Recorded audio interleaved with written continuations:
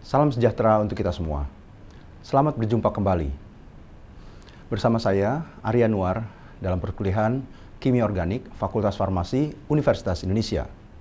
Topik yang akan kita bahas pada pertemuan ini adalah eter dan epoksida. Dengan mempelajari modul ini, mahasiswa diharapkan mampu menjelaskan berbagai aspek terkait dengan eter dan turunannya, khususnya tata nama, sintesis sederhana, dan reaksi kimia yang menyertai. Mari kita mulai topik ini dengan membahas tentang definisi dan contoh senyawa eter. Senyawa eter adalah senyawa turunan hidrokarbon yang memiliki atom oksigen yang mengikat secara kovalen dua atom karbon, COOC. Senyawa sederhana eter contohnya adalah dimetil eter. Alprenolol merupakan senyawa obat yang mengandung eter. Obat ini berkhasiat sebagai antihipertensi atau untuk memanage tekanan darah. Contoh senyawa epoksida adalah skopolamin, suatu senyawa dari alam. Senyawa ini memiliki aktivitas antikolinergik. Senyawa eter sederhana sudah dikenal lama untuk obat bius dan pelarut organik. Yang umum digunakan adalah dietil eter, sedangkan dimetil eter tidak umum digunakan karena sifatnya toksik. Eter mudah menguap dan terbakar. Senyawa eter sederhana, bila tanpa ada gugus fungsional lain, dinamai dengan cara menuliskan substituen-substituennya, kemudian ditambah dengan akhiran eter. Misalnya, isopropil metil eter, etil fenil eter. Apabila terdapat gugus fungsional lain, maka eter menjadi substituen alkoksi, misalnya para dimetoksibenzena, 4 tersier butoksi 1 sikloheksana. Sifat elektronegativitas oksigen yang terkandung di dalamnya menyebabkan eter memiliki momen dipol, sehingga titik didihnya lebih tinggi dari hidrokarbon yang sesuai.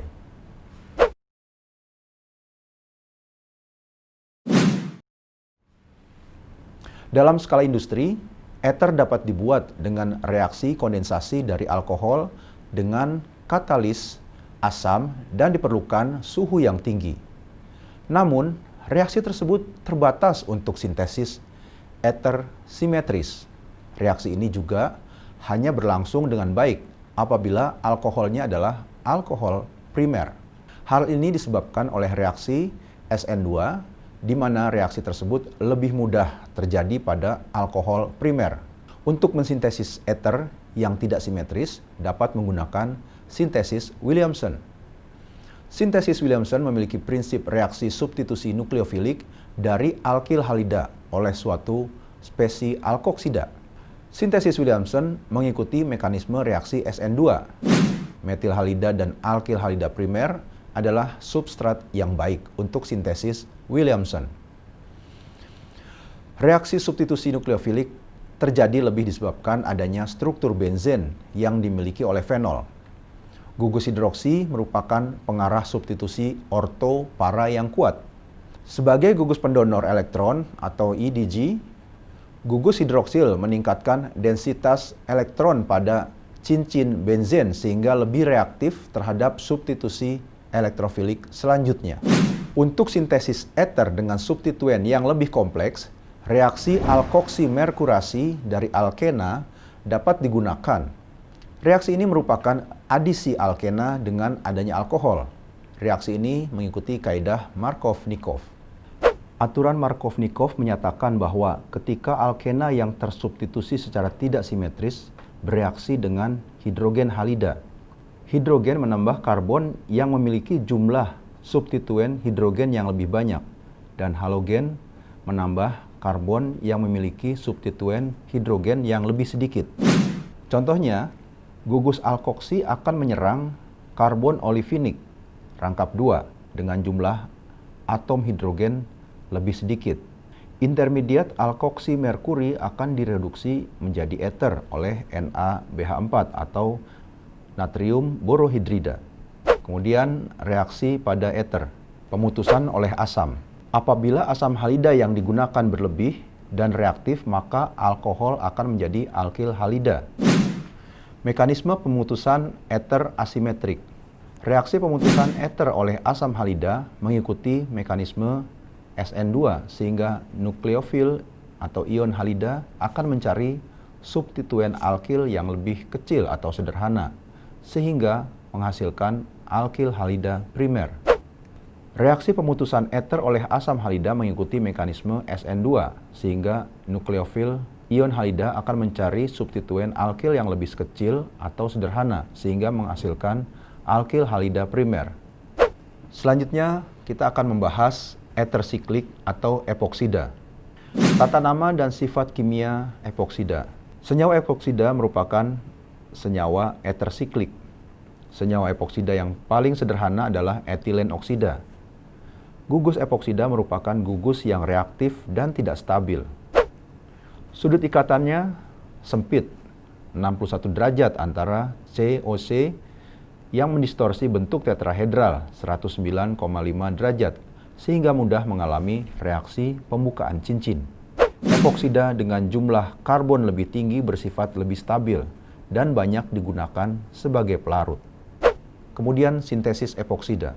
Epoksida yang banyak diproduksi adalah etilen oksida yang merupakan intermediate etilen glikol. Etilen oksida diproduksi dengan cara oksidasi etilen dengan menggunakan katalis perak oksida dan suhu tinggi.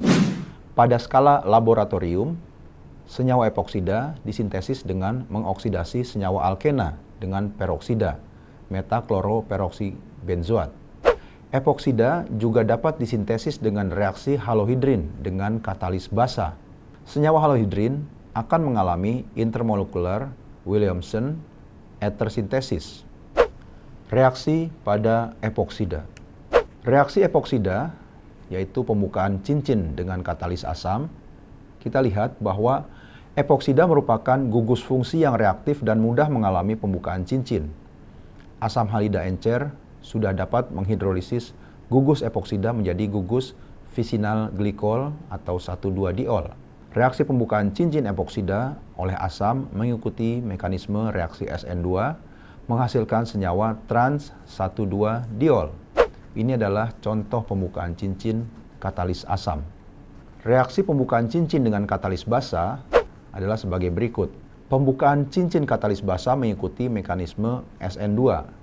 Nukleofil yang digunakan dapat berupa ion alkoksi, amin primer, amin sekunder, atau reagen Grignard.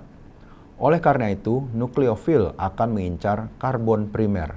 Ini adalah pembentukan metoprolol dari pembukaan cincin katalis basa.